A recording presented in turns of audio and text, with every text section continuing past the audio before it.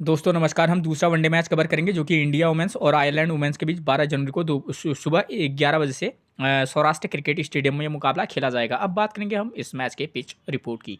Pitch report की बात करें दोस्तों तो यहाँ की जो विकेट है एक बैलेंसिंग विकेट है, यानी कि बल्लेबाज और गेंदबाज को पिच से मदद रहती है। अगर मैं बात करूँ बल्लेबाजी के लिए तो यहाँ चाहे फर्स्ट इनिंग हो या सेकेंड इनिंग, ठीक है, बल्लेबाजी के लिए ठीक कंडीशन तो निश्चित तौर पर रहती हैं। ठीक है, यहाँ पर आप क्या कर सकते हैं, टॉप ऑर्डर और मिडिल ऑर्डर दोनों प्रकार के बैट्समैन पर को फोकस करके चल सकते हैं। ठीक है ना, अगर अच्छी फॉर्म में है तो आप उनको टीम में पिक करके चल सकते हैं। ठीक, अगर हम बात करूँ गेंदबाजी सेक्शन की तो यहाँ पर स्पिनर और पेसर को विकेट तो दोनों को मिलते हैं, लेकिन हाँ, वुमेन्स क्रिकेट में खास तौर पर ये देखा जाता है कि यहाँ पर स्पिनर कुछ ज़्यादा प्रभावी रहते हैं। ठीक है, ठीक, एक टिप्स जो मैं आपको हमेशा देता हूँ, अगर आपको समय पर पिच रिपोर्ट नहीं मिल पाती है तो कप्तान टॉस जीतने के बाद क्या कर रहा है, पहले बैटिंग कर रहा है या बॉलिंग कर रहा है, आप उसके डिसीजन को अपना आधार बनाकर भी टीम में प्लेयर का सिलेक्शन कर सकते हैं। ठीक, उसके बाद बात करेंगे हम वेन्यू रिकॉर्ड की। अब तक दोस्तों इस ग्राउंड पर कोई वुमेन्स ओडीआई मैचेस नहीं खेला गया था।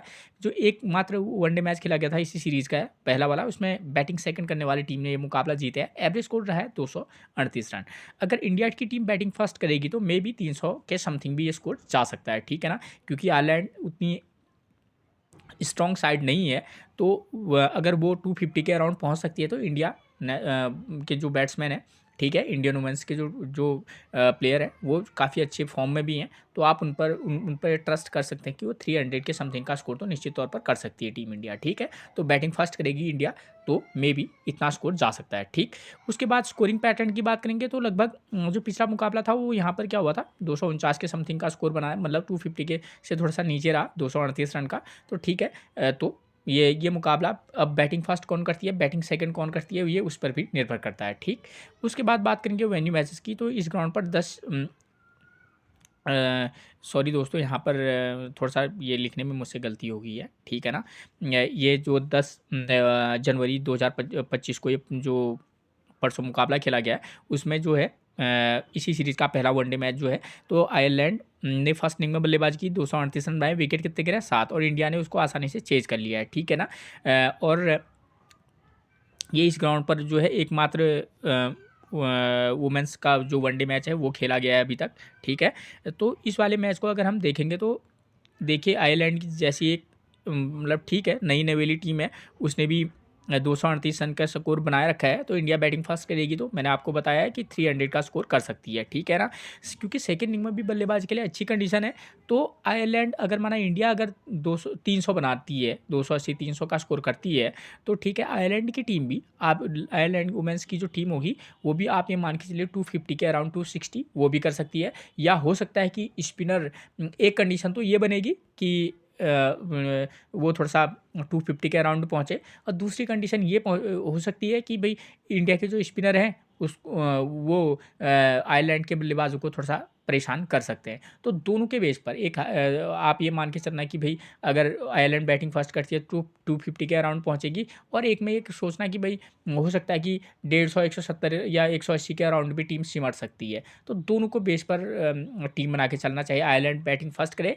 या आयरलैंड बैटिंग सेकंड करे। ठीक है ना, तो इस दोनों कंडीशन के बेस पर आप टीम बना के चलना। ठीक है ना, क्योंकि हम हर चीज़ को सोचेंगे कि भाई हाँ इंडिया के बॉलर इस फॉर्म में है, और क्योंकि आयरलैंड ऐसी टीम है तो मे भी ऐसा भी मुकाबला हो सकता है। ठीक है, संभावनाओं को नकारा नहीं जा सकता। ठीक है, तो इस वाले मैच के बेस पर अगर हम टीम बनाकर चलें तो यहाँ पर दो कंडीशन होंगी, या तो आयरलैंड की टीम बैटिंग फर्स्ट करेगी या इंडियन वुमेंस की टीम बैटिंग फर्स्ट करेगी। अगर हम ये मान के चलते हैं कि अगर आयरलैंड वुमेंस की टीम अगर बैटिंग फर्स्ट करे तो उनकी तरफ से ओपनर कौन आते हैं, देखिए, क्योंकि हमको पता है यहाँ पर बल्लेबाजी के लिए ठीक कंडीशन रहते हैं, और फर्स्ट इनिंग में आयरलैंड की तरफ से देखिए पहले वनडे में 2, 6 और 8 नंबर का प्लेयर स्कोर कर रहा है, और फर्स्ट इनिंग में देखिए पेसर को 2 विकेट, स्पिनर को 3 विकेट मिल रहे हैं। ठीक है, ज़रूरी नहीं है कि इस वाले मैच में भी ऐसा ही हो। ठीक है, मैच में तो कुछ ना कुछ चेंजेस होंगे ही, तो उसको ही ध्यान में रखकर हम क्या कर सकते हैं, अगर ये हमको पता है कि बैटिंग के लिए अच्छी कंडीशन है तो आयरलैंड की तरफ से ओपनर कौन आती है, नंबर 1 पर देखिए आप यहाँ पर सारा फोप्स, ठीक है, और गैबी लेविस, और नंबर 3 पर आती हैं उना रेमंड है नहीं। तो इन तीनों की प्लेयरों की फॉर्म की बात करूँ तो तीनों में से अगर तो आप गैबी लेविस जो है एक थोड़ा सा आप कह सकते हैं 92 रन, 21 रन, 14, 60 और 52, ये अगर इनका स्कोर कार्ड देखेंगे तो इससे लगता है कि आप गैबी लेविस के साथ जा सकते हैं। ठीक है ना, इनकी फॉर्म को देखकर। ठीक है, बाकी अगर उना रेमंड हनी और सारा फोप्स की बात करूं तो दोस्तों इनकी उतनी अच्छी फॉर्म चल नहीं रही है, लेकिन अगर आप रिस्क लेंगे तो तब आप इन दोनों में से किसी एक को ट्राई करना, वरना अगर आप चाहें तो गैबी लेविस के साथ जा सकते हैं। उसके बाद नंबर 4 पर इनकी तरफ से आती हैं ओरला प्रेंडरगैस्ट, ठीक है। राइट आर्म मीडियम फास्ट, साथ ही राइट हैंड बल्लेबाजी भी करती हैं। एक की प्लेयर की भूमिका निभा सकती हैं, बशर्ते इनकी फॉर्म की बात करें 9 run 0 wicket, 11 run 4 wicket, 32 run 3 wicket, 11 run 3 wicket, ठीक है। तो एक एज ए की प्लेयर आप इस प्लेयर के साथ जा सकते हैं, ठीक है। उसके बाद नंबर 5 पर आती हैं लॉरा डिलाने, ठीक है। राइट आर्म मीडियम फास्ट गेंदबाजी करती हैं। पिछले मैच में कोई खास प्रदर्शन नहीं, 0 रन 0 विकेट, 36 रन 0 विकेट, 35 और 2 रन। तो अगर आप इन दोनों के साथ जाना चाहेंगे ओरला और लॉरा डिलाने के साथ, तो इन दोनों में से एक को किसी मैच में पिक करना, किसी मैच में ड्रॉप, या किसी मैच में इन दोनों के साथ भी आप जा सकते हैं, ठीक है। उसके बाद नंबर 6 पर आपको मिलेंगी कौन, ली पॉल। तो left arm Orthodox left hand बल्लेबाजी करती हैं, ठीक है। पिछले मैच में 59 रन, उससे पहले इनका कोई खास स्कोर रहा नहीं है, क्योंकि पिछले मैच में इन्होंने स्कोर किया है, ज़रूरी नहीं है कि इस मैच में भी करें। तो अगर रिस्क लेंगे तो आप ली पॉल के साथ जा सकते हैं, वरना आप ओरला और लॉरा डिलाने इन दो और गैबी लेविस, तो ये इन 3-4 प्लेयरों पर फोकस करके चलना, ठीक हो गया। अब क्या है, फर्स्ट इनिंग में अगर और सॉरी आयरलैंड की टीम बैटिंग फर्स्ट कर रही है, तो ये टीम क्या करेगी, सेकंड इनिंग में बॉलिंग भी करेगी। हमको पता है भी सेकंड इनिंग में बल्लेबाजी के लिए इंडिया की टीम अगर जो भी, क्योंकि आयरलैंड बैटिंग फर्स्ट करी तो इंडिया नेचुरली बैटिंग सेकंड करेगी। तो उस कंडीशन में क्या हो सकता है कि यहाँ पर हमको पता है कि सेकंड में चेज हो जा रहा है और पेसर को 0 विकेट, स्पिनर को 4 विकेट मिल रहे हैं, तो उस कंडीशन में हम इनके बॉलरों पर फोकस करें। तो देखिए, क्योंकि अगर हमने हमारे पास ओरला और लॉरा डिलाने होंगी तो ये राइट आर्म मीडियम फास्ट का काम कर देंगी, ठीक है। तो अब देखिए नंबर 7 पर इनकी तरफ से बॉल ये विकेट कीपर बल्लेबाज हैं, ठीक है। और नंबर 8 पर देखिए यहाँ पर मिलेंगे आपको एक कैली, ठीक है, Arlene Kelly, right arm medium fast हैं, फॉर्म कोई खास है नहीं। Georgia Dempsey, right arm medium fast हैं, पिछले मैच में 0, उससे पहले 1-1-0-0 ये इनका फॉर्म है, ठीक है ना। और नंबर अब इनकी तरफ से नंबर 10 पर मिलेंगे आपको कौन, Shreya Sargent, right arm off break, पिछले मैच में 1 विकेट, उससे पहले 0-0 ये इनका फॉर्म चल रहा है। एमी मार्गरेट की बात करें तो लेफ्ट आर्म ऑर्थोडॉक्स है, करंट की फॉर्म अच्छी है, तो आप इनके साथ जा सकते हैं, ठीक है। ये तो इनकी फॉर्म के बेस पर हुआ। और क्या है, मैच किसी भी प्रकार का हो सकता है और कोई भी प्लेयर क्या कर सकता है, परफॉर्मेंस दे सकता है। तो एमी, उसके बाद आपके लिए एक अगर राइट आर्म मीडियम फास्ट के साथ रिस्क लेंगे तो आप एक कैली के पर रिस्क लेकर चल सकते हैं, ठीक है। वरना और ओरला, ये प्लेयर इंपॉर्टेंट है, ओरला, लॉरा और ली पॉल, इन तीनों में से आप 2 के साथ जा सकते हैं। और ऊपर से आपके पास एक अच्छा ऑप्शन ये हो सकता है गैबी लेविस का, ठीक। तो ये चीज़ आपकी क्लियर होगी। अगर दूसरी कंडीशन आती है कि भाई इंडिया की टीम अगर बैटिंग फर्स्ट करेगी, तब हम किस प्रकार से टीम बना के चल सकते हैं, क्योंकि हमको पता है दोस्तों, क्योंकि यहाँ पर बैटिंग के लिए अच्छी कंडीशन है। तो अगर इंडिया बैटिंग फर्स्ट करेगी तो यहाँ पर क्या हो सकता है, क्योंकि जो रहता है आयरलैंड के जो बॉलर हैं वो भी एक अनएक्सपीरियंस बॉलर हैं, ठीक है। तो उस बात को भी ध्यान में रख कर चलना। स्मृति मंदाना 41 रन 4-53 ज़बरदस्त फॉर्म में, नो डाउट आप इनको पिक करके चल सकते हैं। प्रतिका रावल तो पिछले मैचेस से काफ़ी ज़बरदस्त फॉर्म में है, ये दोनों इंपॉर्टेंट रहेंगे, ठीक है। कैप्टन और वाइस कैप्टनसी की भी चॉइस रह सकते हैं। नंबर 3 पर आती हैं हरलीन देओल, ठीक है, 20, 1, 115, 44 और 39, इनकी भी फॉर्म पिछले 1-2 मैच से डाउन है, वरना उससे पहले उन्होंने ज़बरदस्त प्रदर्शन किया था। जमामा रॉड्रिक्स, ये मतलब इंडिया के सारे बैट्समैन आपके लिए इम्पोर्टेंट रहेंगे, चाहे वो तेज़ल हसाबेन हो, ऋचा घोष तक।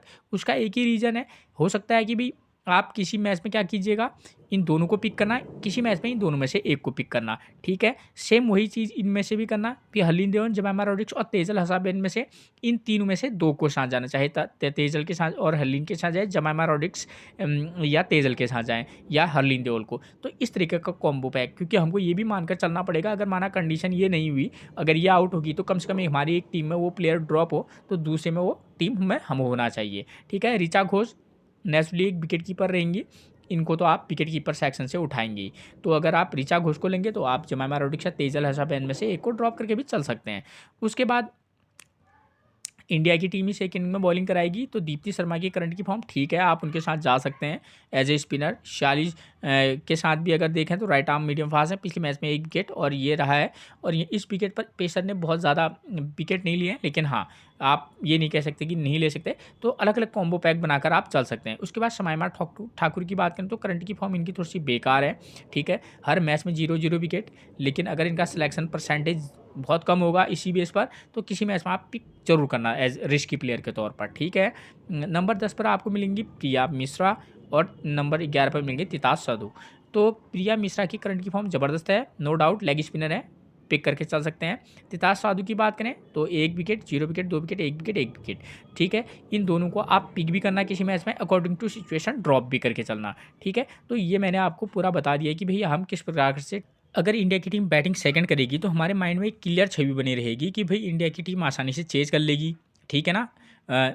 यानी कि ओपनर दोनों ओपनर फिर या 3 या 4 या 5 नंबर के बल्लेबाज तक टीम इंडिया उसको क्या कर लेगी, टीम स्कोर को चेज कर लेगी। वो उसी कंडीशन में करेगी अगर आयरलैंड जो है थोड़ा सा लो टोटल बनाएगी या थोड़ा सा हाई स्कोर भी बनाएगी तो चेज कर लेगी, ठीक है, ये छवि बनी रहेगी। लेकिन आप सेकंड इनिंग में अगर इंडिया टीम क्या करेगी, चेज करेगी, तो आप किसी मैच में ये सोच के भी बनाना कि इंडिया के बैट्समैन अगर थोड़ा सा फंस गए तो हम बाद के बल्लेबाजों पर भी फोकस करके चल सकते हैं। तो दोनों कंडीशन में इंडिया की तरफ से आप क्या बनाना, टीम बनाना, थोड़ा सा हट के सोचेंगे तो मे बी अगर वैसा मुकाबला जैसा हम सोचते हैं, बहुत कम ही ऐसा होता है कि वैसा लगभग हो, लेकिन हम हर कंडीशन पर अगर विचार करके टीम बनाएंगे तो नो डाउट मैच उनमें से एक ही जैसा होगा, ठीक है। तो इस तरीके का कॉम्बो पैक बनाना। अगर आयरलैंड की टीम बैटिंग सेकंड करेगी तो एक टीम मैं बता चुका हूँ कि 250 के अराउंड तक वो भी टीम स्कोर कर सकती है। एक में आप ये मान के चलना कि 170 180 पर और जो आयरलैंड की टीम है वो और टीम आउट हो जाए, ऐसा हो भी सकता है, जल्दी भी आउट हो सकती है वो, क्योंकि वो उनके बैट्समैन को स्पिन को खेलने में दिक्कत आ सकती है, ठीक हो गया।